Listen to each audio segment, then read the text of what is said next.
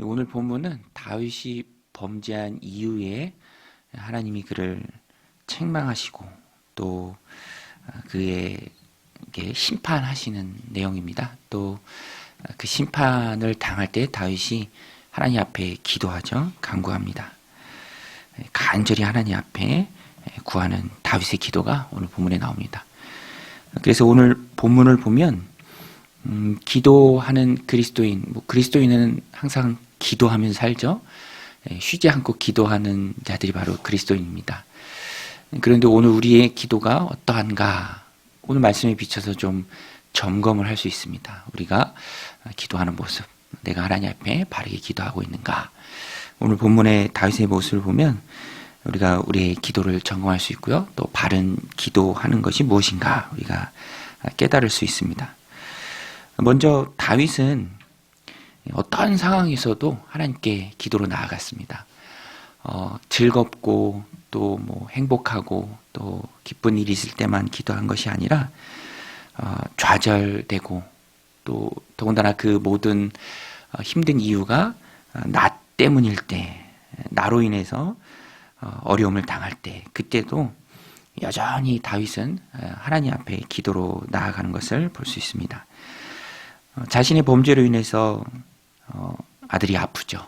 그럴 때에도 다윗은 하나님 앞에 기도로 나아갔고요. 또 간절히 기도했습니다.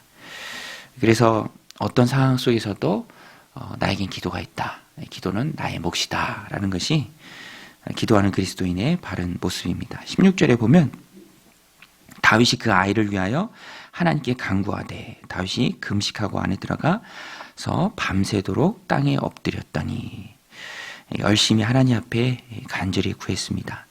상황은 어떠하든지 상관없이 우리에겐 믿는 자들에게 항상 기도라는 하나님께 나아가는 길이 있습니다. 그리고 간절히 구할 수 있죠. 간절히 하나님 앞에 기도할 수 있다라는 것입니다.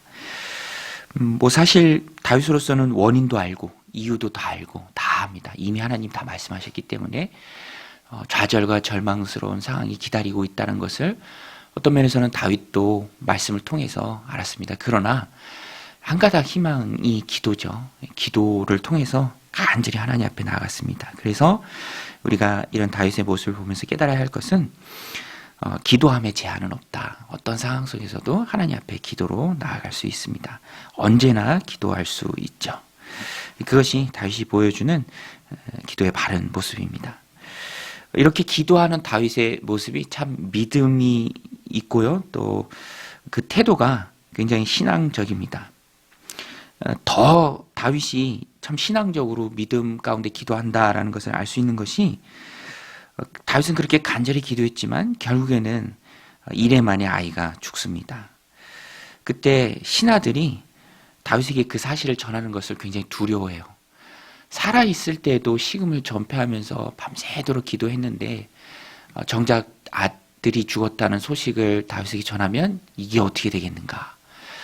그 왕궁에 다윗을 잘 아는 늙은 자들이 일으켜 세우고 조금이라도 좀 뭘 잡수시고 기도하라고 고면하지만 그것을 다 마다하죠. 간절히 하나님 앞에 부르짖습니다. 그런데 그 부르짖는 기도의 내용이 되는 아들이 죽었다라고 했을 때 다윗이 어떻게 될지 모르는 거예요. 그래서 두려워합니다. 그 소식 전하기를 두려워하죠. 그런데 여기서 다윗의 진가가 나타납니다. 기도하는 그리스도의 모습이 어때야 되는가 그것을 우리에게 잘 보여주는데요. 식음을 전폐하다가도 아이가 죽은 것을 알고 다윗은 일상으로 돌아갑니다. 일상으로 돌아가요. 씻고 또 기름 바르고 여호와의 전에 들어가서 경배하고 음식을 차리라 명하고 그 음식을 먹습니다. 이것은 하나님의 뜻을 곧바로 수용하는 믿음의 자세입니다. 신앙의 무게가 다윗에게 있어서는 하나님께 가 있어요. 그래서 우리가 흔히 빠질 수 있는 어리석음이 기도의 무게중심이 가 있는 거예요. 그래서 하나님 내가 그렇게 기도했는데 하나님 내가 그렇게 간절히 기도했는데 간절히 부르짖었는데 왜 안 들어주십니까? 이건 무게중심이 자기에게 있는 것이죠. 그런데 다윗은 그렇지 않습니다. 오히려 일상으로 그렇게 금방 회복돼서 나가는 것은 무게중심이 한참 하나님께 가 있는 거예요. 그래서 우리가 기도하면서 하나님께 가져야 될 바른 태도는 기도는 하나님께 나아가는 도구입니다. 우리가 신앙생활을 하면서 항상 그걸 점검해야 돼요. 이게 목적으로 삼고 있는지 아니면 도구인지. 내 성공을 위해서 하나님을 수단으로 삼으면 그거는 굉장히 잘못된 거죠. 마찬가지로 나의 무엇을 이루기 위해 그것이 얼마나 간절하든지 그것은 일단은 나에게 속한 것이고요. 우리가 추구해야 될 것은 하나님 그분 자체이죠. 그래서 다윗은요, 기도는 수단이고 목적은 하나님이었습니다. 그래서 수단과 목적이 바뀌지 않아요. 그래서 하나님의 뜻이 듣지 않는 것이었다면 다윗이 고백하잖아요. 내가 하나님의 뜻을 알았고 내가 그에게로 가지 그가 내게로 올 수 있느냐. 살았을 때는 한낱 희망을 가지고 한 가닥 희망을 가지고 기도했지만 그것이 이루어지지 않았을 때는 분명 하나님의 뜻이 더 선명해졌기 때문에 내가 거기에 맞추는 것이다 라고 이제 다윗이 고백을 하죠. 오늘 말씀 21절에서 23절에도 그의 신하들이 그에게 이르되 아이가 살았을 때에는 그를 위하여 금식하시고 우시더니 죽은 후에는 일어나 잡수시니 이 일이 어찌 됨이니까 하니 이르되 아이가 살았을 때 내가 금식하고 운 것은 혹시 여호와께서 나를 불쌍히 여기사 아이를 살려주실는지 누가 알까 생각하니거니와 지금은 죽었으니 내가 어찌 금식하랴 내가 다시 돌아오게 할 수 있느냐 나는 그에게로 가려니와 그는 내게로 돌아오지 아니하리라 하니라. 정말로 기도하는 자의 현명한 모습을 다윗이 우리에게 보여주고 있습니다. 하나님이 목적이죠. 기도가 목적 자체는 아닙니다. 기도는 하나님께 나아가는 수단이죠. 그래서 기도한 대로 응답이 안 되어도 우리는 실망하지 말아야 합니다. 좌절하지도 말아야 합니다. 분노하지도 말아야 합니다.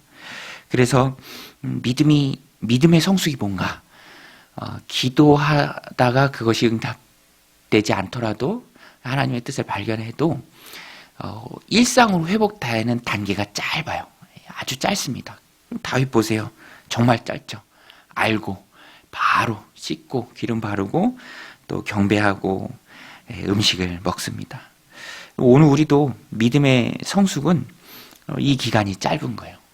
그리고 또 한 가지 오늘 본문에 보면은 기도의 단계가 어디까지인가를 우리가 잘 알 수 있어요. 기도가요. 끝나도 끝난 게 아닙니다. 우리가 어떻게 알 수 있죠?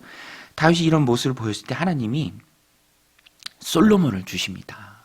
상심한 다윗을 위해서 솔로몬을 허락하시죠. 그래서 우리가 깨달아야 될 것은 기도가 끝나도 끝난 게 아니다.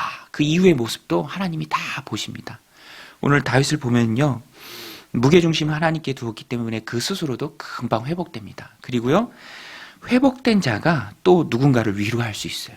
회복이 있기 때문에 위로할 수 있는 것이죠. 다윗이 자신이 회복되니까 하나님의 뜻을 수용하고 나니까 그 회복이 임하니까 밧세바도 위로합니다. 그리고 그를 위로하고요. 또 그 모습이 여전히 하나님 앞에 기도가 돼요. 우리가 새벽에 나와서 기도하는 것도 기도고요.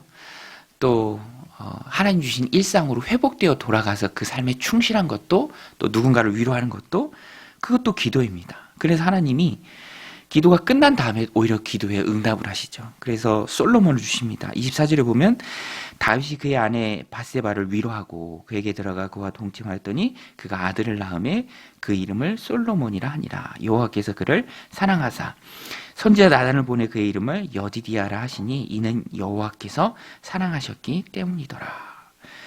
하나님의 사랑을 입은 자녀를 또 낳습니다. 기도는 하나님 앞에 보여지는 내 인생 전체입니다. 우리가 하나님 앞에 무게중심을 두고 나아갈 때 하나님이 그 인생을 축복하시고요. 또 내가 생각하지 못했던 응답의 방법으로 또 나의 삶에 위로하시고 또 회복해 주실 줄로 믿습니다. 또 오늘 본문 마지막 부분에 가서 보면 여기서도 참 의미가 있어요. 다윗이요. 전장에서 뛰는 모습을 보여줍니다. 요압이 라빠 성을 쳐서 거의 다 점령했을 때 다윗을 부르죠. 이제 왕이 점령하셔서 영광을 다윗에게 넘깁니다. 그때 다윗이 모든 군대를 모으고 그 성을 쳐서 또 점령합니다. 29절에 보면 다윗이 모든 군사를 모아 라빠로 가서 그곳을 쳐서 점령하고. 저는 이 본문을 보면서 참 다윗답다라는 것을 깨달을 수 있습니다. 다윗답죠. 전장에서 성을 쳐서 또 함락시키는 전장에서의 아름다운 모습. 다윗은 전장에서 뼈가 굵었죠. 골리앗 시대부터 그랬습니다.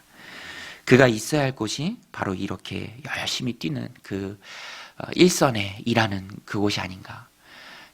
사무엘하 11장에서 왕궁에 남아서 저녁 늦게 일어나서 왕궁을 거니다가 유혹에 빠져서 죄악에 빠지는 그 모습이 아름다운 것이 아니라, 거기가 있어야 할 곳이 아니라 이 전장에서 열심히 뛰는 그 모습이 참 아름답지 않은가. 그리스도인은 자기가 있어야 할 곳을 어디인지 깨닫는 게 바로 그리스도인입니다. 그리고 그곳에 있을 때 가장 아름다운 것이죠.